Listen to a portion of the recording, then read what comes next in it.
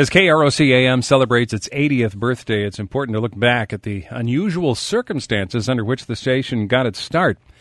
The station actually was a byproduct of a thank you party for William and Charles Mayo. By 1934, the Mayo brothers had gained international renown both for themselves and for the city of Rochester.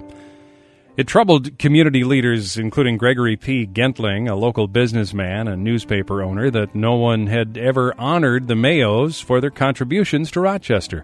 Well, after some thought as to the appropriate individual to present such an honor, Gentling decided the only logical and significant selection should be no one less than the President of the United States.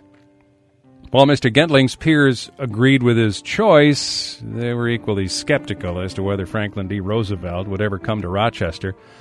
Undaunted, Gentling, accompanied by Claire Fisher, set off for Washington, D.C. to court the president. Well, after a number of fruitless days and with both funds and spirits low, the two noticed that Roosevelt's personal physician's horse was running at a nearby track.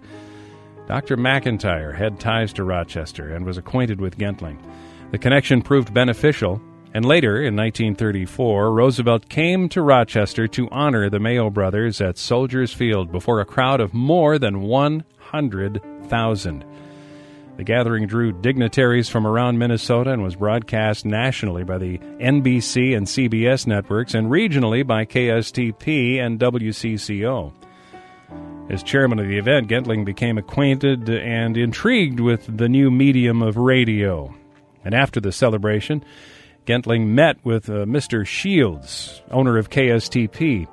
The two formed the Southern Minnesota Broadcasting Company, and on September 30th, 1935, KROC-AM went on the air.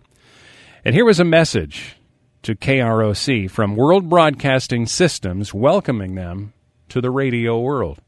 It is a great pleasure to welcome a new station to the radio world.